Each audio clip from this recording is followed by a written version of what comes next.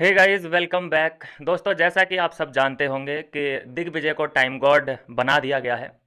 और मैं श्योर हूँ इस बात को लेकर कि ये जो दिग्विजय को बनाया है टाइम गॉड, ये घर वालों की सहमति से, घर वालों के वोट के आधार पे बनाया गया होगा। नहीं तो ऐसा हो ही नहीं सकता कि अविनाश को टाइम गॉड ना बनाने का इनके पास कोई रीज़न हो। बस क्योंकि सब घर वाले अविनाश से दुश्मनी निभाना चाहते हैं, अविनाश को प्रताड़ित करना चाहते हैं। अविनाश से ये लोग कहते हैं वैसे तो कि हम अविनाश से बड़े परेशान हैं, अविनाश ने हमें बड़ा परेशान किया है। तो बस ये है कि सब अपनी दुश्मनी अविनाश से निकालना चाहते हैं एक तरीके से। चाहे नॉमिनेट करने की बारी आए तो अविनाश सबसे पहले, कोई उसे अधिकार ना मिले, कोई उसे पावर ना मिले, इन सभी बातों का घर वाले बहुत अच्छे से ध्यान रखते हैं कि चाहे विभिन्न कुछ बन जाए, चाहे ईसा को हम बना दें, इवन कि हम रजत दलाल को बना दें जो सबको धमकियां देता है, लेकिन हम अविनाश को कोई भी पावर, कोई भी उसे किसी भी चीज़ में प्रमोशन हम नहीं दे सकते। तो जैसा प्रोमो में दिखाया गया था कि करणवीर मेहरा का तो टिकट काट दिया घर वालों ने और सभी ने मिलकर काटा है, लेकिन लास्ट में जो बचा होगा, मैंने पहले ही प्रिडिक्शन कर दिया था इस बात का कि जो टक्कर होनी है वो अविनाश और दिग्विजय के बीच में ही होनी है। और जिस तरह से रजत सभी जगह जा जाके कैंपेनिंग कर रहा था, डोर टू डोर गया है वोट मांगने के लिए कि देखो दिग्विजय को ही बनाना है, दिग्विजय को ही बनाना है। तो एक तो दिग्विजय की अपनी जो उसने पकड़ बनाई है घर के अंदर, और दूसरा जो रजत का इतना बड़ा सपोर्ट मिला है, खुलेआम वो सपोर्ट कर रहा है।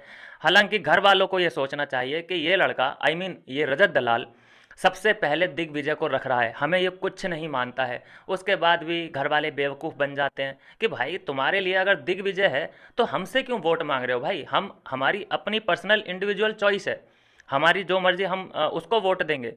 लेकिन क्योंकि रजत दलाल के खिलाफ नहीं जाना चाहते होंगे घर वाले, ये एक रीज़न हो सकता है। भाई खुलेआम जो बंदा ये कह सकता है कि मेरे लिए दिग्विजय से आगे कोई है ही नहीं, मैं किसी को नहीं गिनता, मैं उसको बचाने के लिए कुछ भी कर सकता हूँ। अभी तक का तो ये है सीन। वैसे तो ये यूटन है, पलटू राम भी है, कब पलटी मार दे कोई कुछ कह नहीं सकते, लेकिन अभी तो इस स्टैंड पे है वो।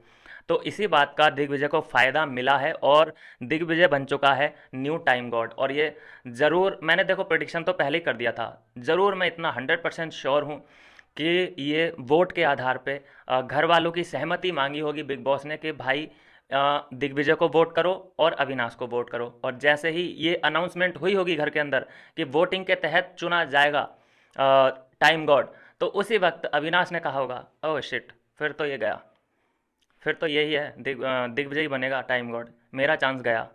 तो जैसे ही वोट का, वो पहले से ही ऐसे हो जाते हैं, मतलब आपको पता ही है कि जब भी कोई वोटिंग का सिस्टम आता है तो ये लोग पहले से ही बैक फुट पे आ जाते हैं। अविनाश हो, ईशा, एलिस और बिबिन, वोट के आधार पे ये घर वालों से नहीं जीत सकते। तो यही है दोस्तों, फिर से रंजिश एक तरीके की जो घर वालों ने निकाली है अविनाश को टाइम गॉड ना बना के, मतलब जो एक हफ्ता पहले आया है उसमें पता नहीं घर वालों को कौन सा टैलेंट दिख गया, जो कि तुम्हारे साथ एक महीने से रह रहा है। उसमें तुम्हें अपनी खुंस निकालनी ही निकालनी थी, जो कि साफ साफ देखा जा सकता है।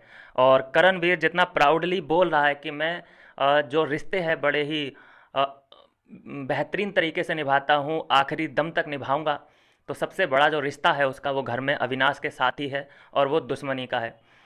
मैं बता रहा हूँ, इसने अविनाश को दुश्मन बना के ना अपना जो अंदर अस्तित्व है वो खतरे में डाल लिया है। सबसे बड़ी इसके इसके पास अगर स्क्रिप्ट है तो अविनाश के ही नाम की है।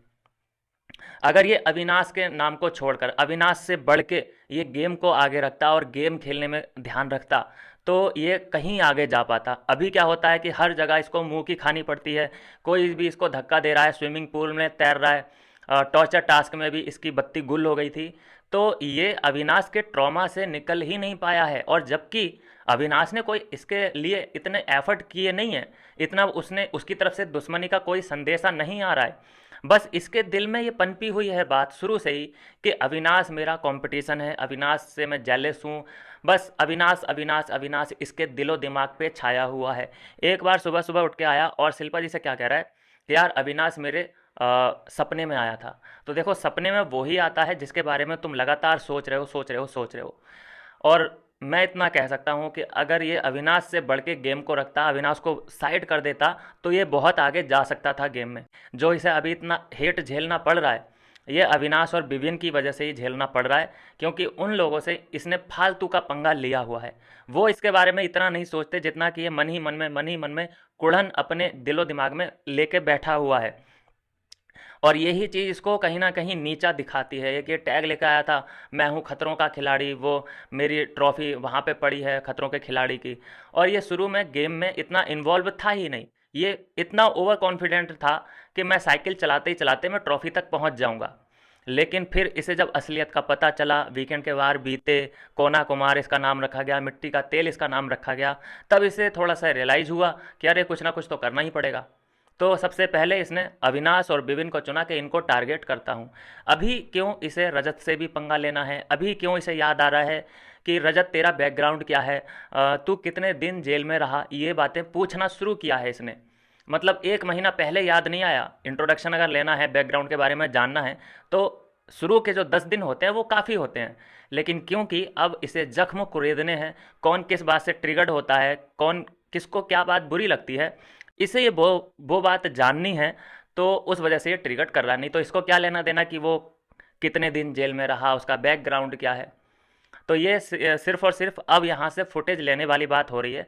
और ये करणवीर मेहरा को सूट नहीं करती ऐसी टुच्ची और ओछी चीज़ें, जो कि ये बहुत बहुत बार ये कहता आया है कि यार ये छोटी मोटी चीज़ों में मैं नहीं पड़ता, ये टुच्चे वाले काम मैं नहीं करता। लेकिन आज फुटेज के लिए इस करणवीर मेहरा को वो ही काम करने पड़ रहे हैं, जिसके लिए ये शुरू से ही अगेंस्ट था कि भाई मैं बड़े काम करने के लिए आया हूँ, क्योंकि मैं बाहर स्क्रीन पे कैसा दिखूंगा, लोग मुझे देखेंगे तो क्या कहेंगे, अरे मैं खाने के पीछे लड़ रहा हूँ, अरे मैं ये टास्क में बच्चों की तरह कैंडी छीन रहा हूँ।